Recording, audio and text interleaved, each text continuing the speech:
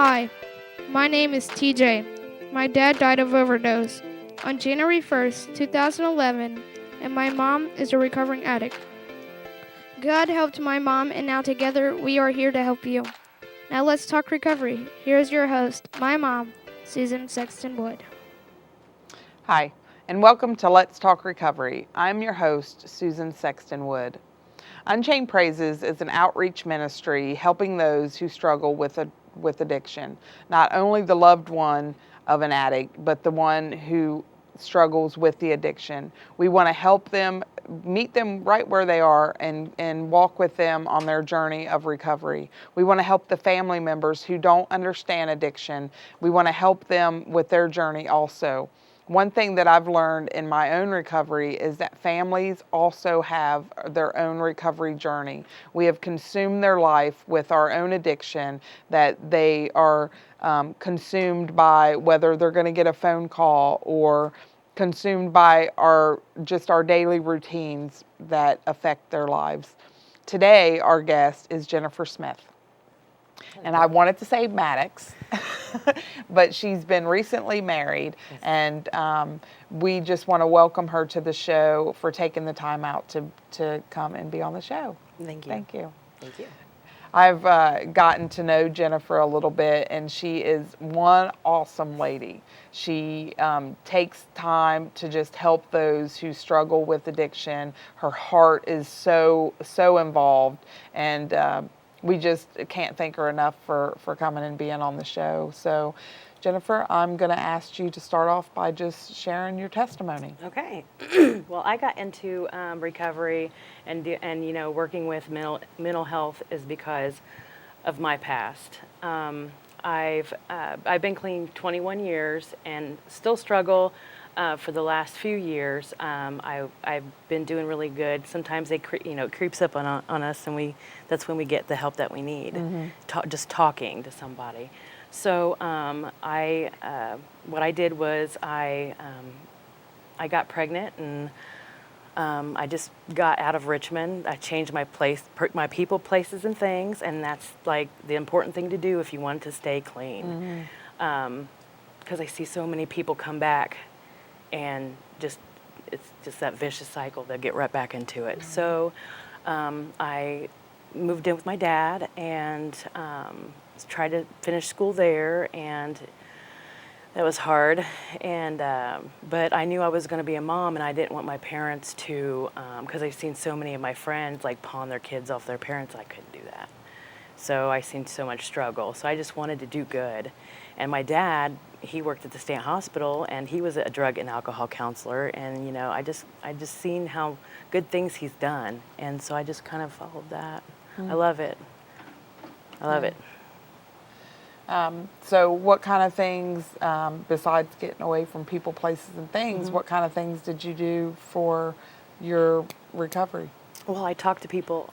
Okay, went on the dial-up internet, when we Yeah. had the dial-up, and they had like chat rooms, and I would go to like teen, pregnancy, or I did go to a few therapy sessions because my addiction led me into anorexia.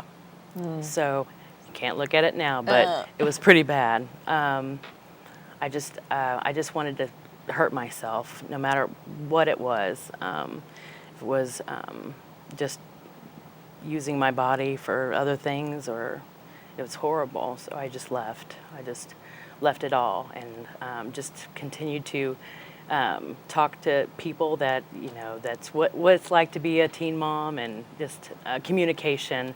That's what I did. I just communicated with other people that was kind of in the same boat. Yeah. InFocus. So did you attend like meetings and stuff? Because meetings were still around then, right? But it was only the NA and AA for the most part. I did not. I love it now because with the job I'm in, I got to learn more about the AA and NA meetings, and I'm like, oh my God, why didn't I know about this? And I know they were there, but I didn't know about it because I just absolutely. I love going there. I feel so much better after I leave, even being clean for so long. Right. When I even have a bad day, I'm like, I need a meeting. And, Yeah. you know, even being like 21 years clean, that's a long time, but you need that, you know, that surrounding of people that's just wants to get clean and just, you know, wants a life. And remind you of Yeah. of what it's like out there. Absolutely. I know, and I don't have that much time at all, but you know, I just hit my 6 years in March, and it's just working with people that are coming in off the streets. Right. It reminds me that I do not want to go back there. No. And it just helps me continue to do what I'm doing daily and Right. and work on myself. But I don't get to a lot of meetings, but I'm like you when it's I've seen you at some meetings, yeah, though. I've seen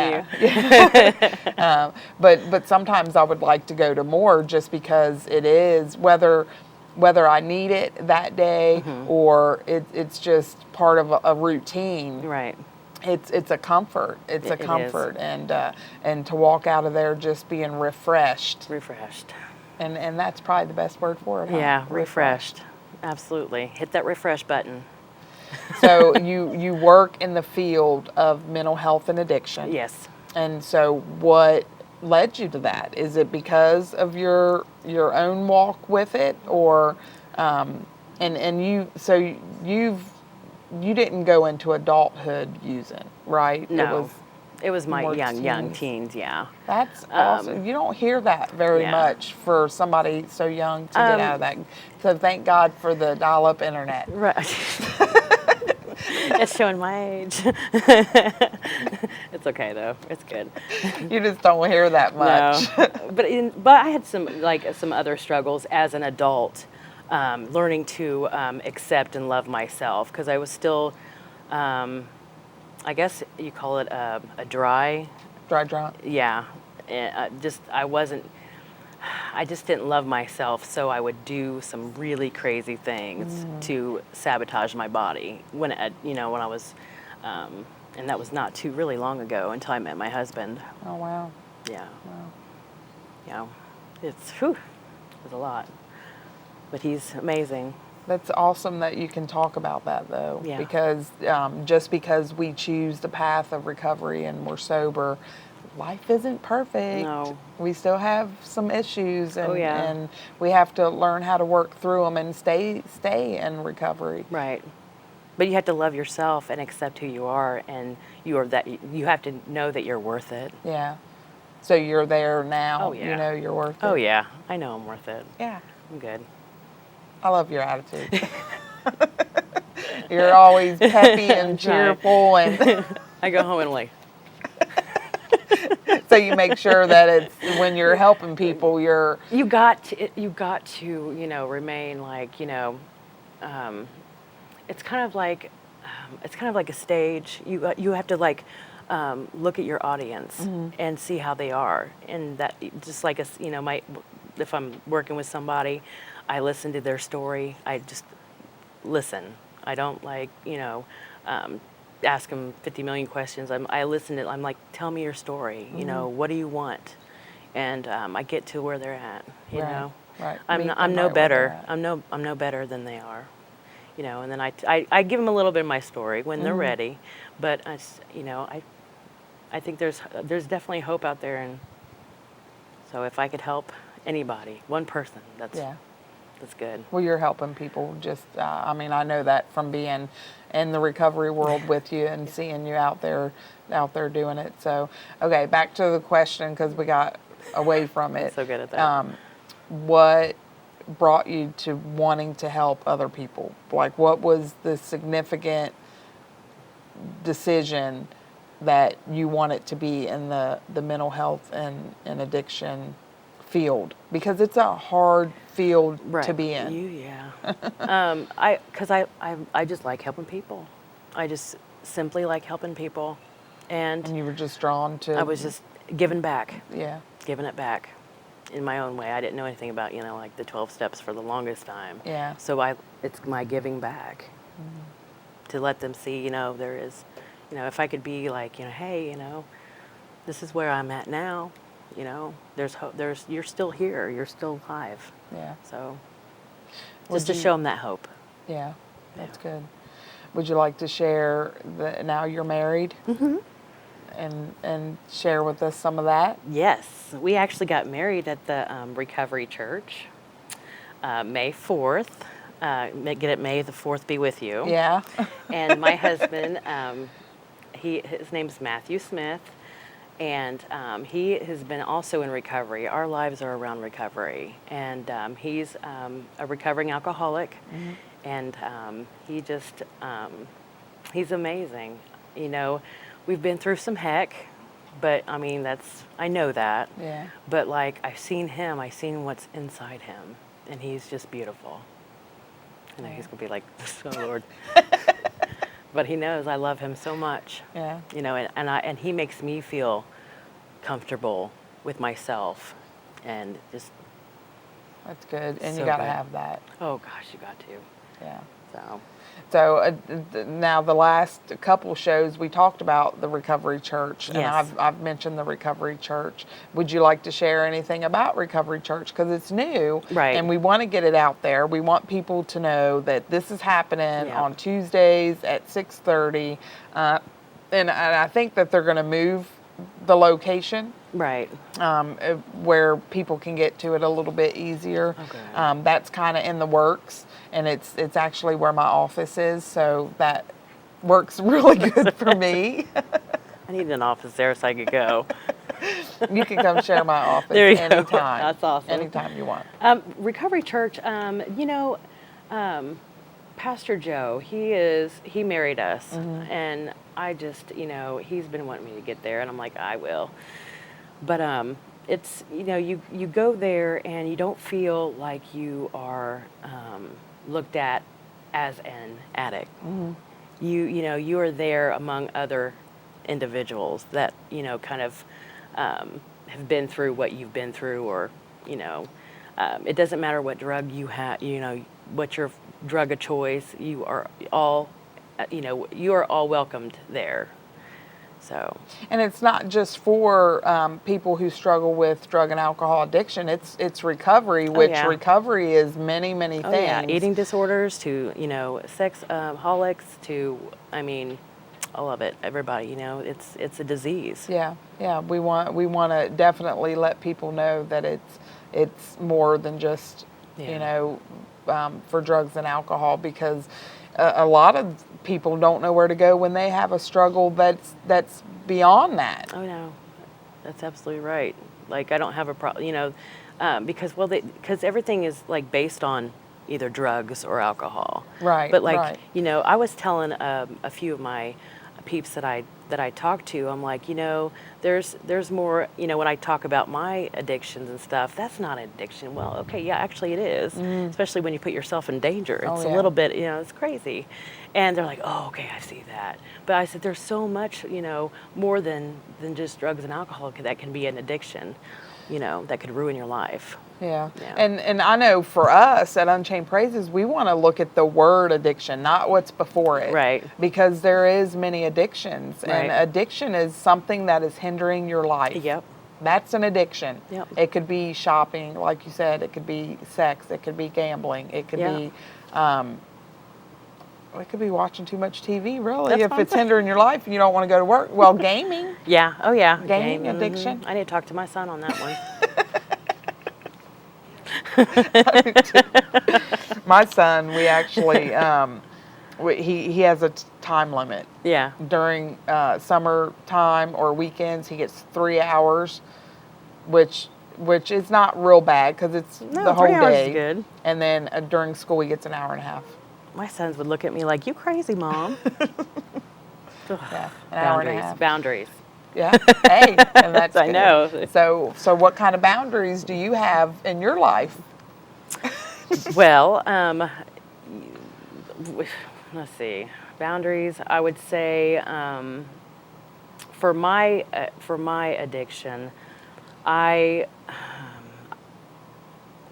Facebook and all of that it can be crazy. It can be like the devil sometimes, but I make it nice. I always make it. But then like my past comes and haunts me, and you have like, these people trying to, get with you and stuff, and you're like you're not that way anymore. Right. So it kind of like it sneaks up on you, like your past sneaks up on you. Oh yeah. And I'm just like delete, delete. Honestly, I don't I don't even have that thing that I need to be filled because it's already filled. Well, and at our age, we're too old for drama anyways. Oh yeah, man, that's what I'm saying. I'm gonna be 40 next week. Oh, well, I'm 5 years older than you. It's okay. It's okay. We look fabulous. So, do you want to share some of the stuff that you do at work? Yeah, I can do that. Okay. Okay, so I work with doctors, and when they have individuals that are suffering from addiction to mental health, depression to suicidal ideation, they call me. So what I do is go to their home if they feel comfortable for me being there, and I get them in the resources they need to be, like whether it's going to mental health facilities to if they need a detox, I drive them. I'll drive them to Connorsville, to wherever they need to go. And then they have my number. Like everybody has my number.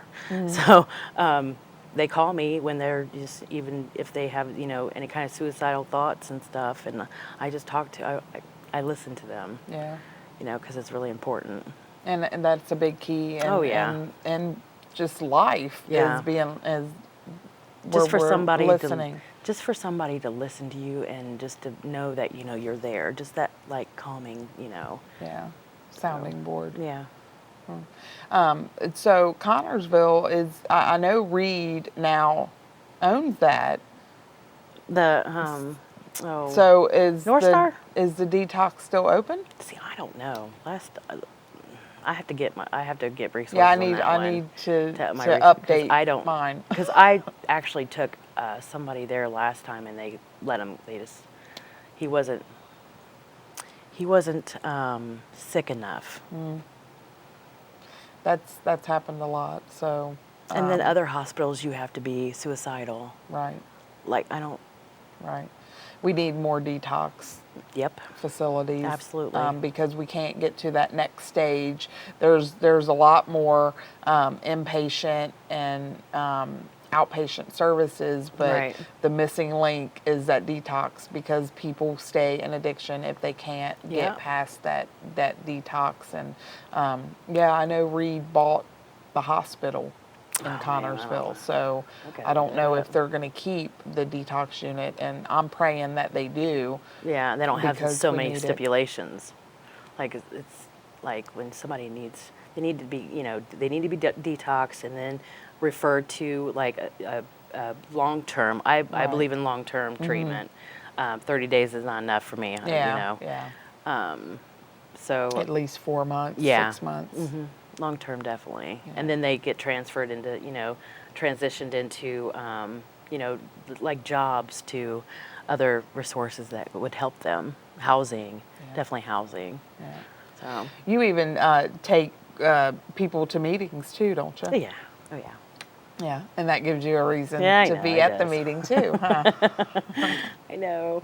I need to, like I said, when I got sick a few months ago, I went to a candlelight meeting at the 228 Club, and it was really nice, and it was just really calming. I haven't made it to that meeting yet, but you would love I would it. like to. It's just so I got to hear somebody's lead. So she's just amazing. So I like to hear your lead too. So I love it. I love to hear it. It gives me like chills. Yeah. It does. Woo.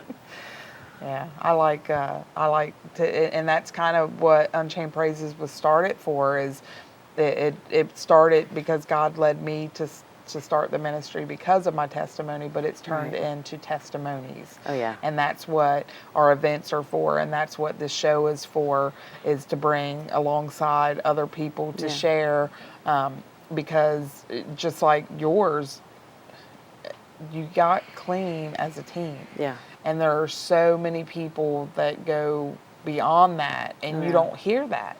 So we need to hear that a little bit more. Oh, yeah. to give teenagers, like, she did it.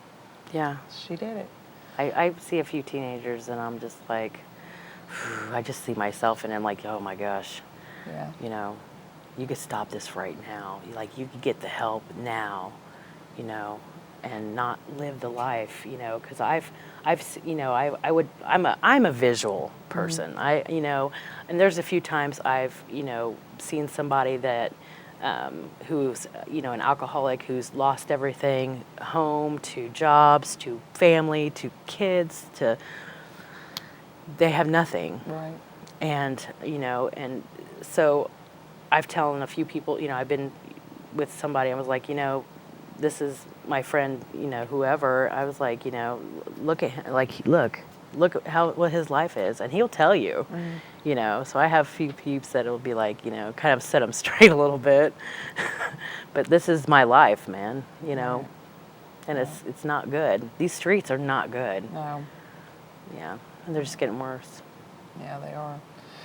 If you could share with somebody watching, just to encourage them to get help, what could you say to someone that's watching the show, and especially even direct it more toward the teenager that's struggling? It's hard to talk to the parents. So if you have like, an adult or, a good friend or, a bigger brother or sister, tell them that, you are suffering because people are dying, kids are dying. And it's just, but you gotta want it, you gotta see that this is not my life, this is not what I want. You have that wonderful feeling for what, like so many minutes, and then like you feel like crap because you did it, and then you're like, trying to find the other next high, that's exhausting. It is. It's a job. It is a job. I was like, if you could do that, you can get to those meetings. You could find me or her at the meetings, talk to us, we don't judge, we're no better. So that's what I would say. Get the help now. Yeah. And what about on the parents aspect for the teenagers that don't want to talk to the parent? What can you say to them? The parent? I would definitely look at the, there's like different kind of like how they change, be nosy in your child's life is what I say. I have 3 teenagers and I was nosy. What are you doing? Be involved in their lives. Look for the signs. You go sit and talk to them, listen to them, and that's what I would do. I would just, listen. Do not get mad, because I know a few times I've gotten mad at my daughter, and she would just shut down on me, because that's what they do. They'll shut down. Yeah. You can't do that. You have to listen to them. So how many kids you have? I have 4. 4. I have 3 of my kids, and then I have a stepchild, which he is mine too. Yeah. I love him too. I have a 21-year-old daughter, an 18-year-old son, a 16-year-old son, and an 11-year-old son. Oh, wow. Yeah, boys. Whew, video games. Yeah. And my daughter moved out, so she's doing the adult thing. And Yeah. Yeah. I have 3 boys and then my stepdaughter, which is my daughter's too. So she doesn't like video games, so it is more boys, isn't it? No, I don't know. My daughter likes to be the computer games. Oh. Yeah, she's definitely, I'll tell you what, she's a tough cookie. And being a young mom, I did a really good job. Good. So that's That's another good that thing you I could can hold say on to that. that. Yeah, I hold on to that like dearly. Like 2 graduated, 2 more to go. Let's go. Yeah. Especially it took me 10 years to get a GED. So. Oh, wow. And look at you now. I know. And I'm still in school, getting my human services associate's degree. And I did get my certified community health, or certified community health worker. Okay. State. I passed it. Are you a recovery specialist too? Yes. Those together? Yes. Very happy about it. Yeah. Whew. But yes, I was so excited to get that. What accomplishment. I mean, like when you, just the little things, and this GED girl will have her certificates all over where her desk is out in the office. Oh, yeah. I don't care, I just have it all over. It's nice. Well, your job can be really draining. So what do you do for self-care? Well, honestly, until I got sick, I didn't do much self-care. And I'm going to tell you this. It's very important. We tell our patients and clients to, go get a mammogram, to, go get a health checkup. I ignored all of that. And actually, a few months ago, April 4th, I was diagnosed with multiple sclerosis. And a girl had to go blind to get that, to understand that Jennifer needs to slow down. Yeah. So, but I have my bad days, but I just like one day at a time. Right. And I'm just gonna, that's my motto, just one day at a time. Not letting it stop you, Nope. but you're taking better care of yourself. When your body's tired, rest. And go see the doctors and, take your medicine, Yeah. Well, we'll be praying for that, and we're going to ask the audience to pray for you too, because I know how important your work is to you, and we want to see you continue to be out there doing it and not be at home. I was at home for 3.5 weeks. Oh. Continue rest. Though I couldn't see, really couldn't see anything. Yeah. I woke up blind, and I was like, but I was calm. Because my mother was blind. I know. Well, my mom. Let's see what this is. Growing up, my mom was blind in one eye, so I was like, well, she did it. Yeah. That's how I fight. So the medicine that they give you is Yes. helping it. Yep. That's good. Yep. I started taking my meds. I went from taking because again that was really hard for me to take any pills, and so, but I listened to the doctors. Got on the group chats and stuff about MS, how important it is to take your medicines, and I was like, okay, I'm good, and that's how I coped with it. Good. Yeah, it was hard for me to take medicine. Yeah. Yeah. Who likes to take Yeah, medicine though? Well, we want to thank you for being on the show. you. Thanks for taking the time out, and again, we're going to continue to pray for you. Thank you. We want to just thank you for joining us on Let's Talk Recovery. If you have any questions for Jennifer, get a hold of us. We'll get you in contact with her. And she is out in the community. She is in the recovery community. And if you start going to meetings around the Richmond area, you'll definitely see her. She's always chipper and ready to talk to someone. Also just spreading that hope, and she'll love you until you learn to love yourself. She'll meet you right where you are at, and just walk alongside of you in your recovery with whatever that you need. She says part of her job is to help people connect with other outside resources, and we can do the same thing for you. So there's lots of people out there, and we want to encourage you to reach out to people. Don't give up on yourself. Learn to like yourself. You'll grow to love yourself. And you can do this, as Jennifer just said, it is one day at a time. Thank you for joining us on Let's Talk Recovery.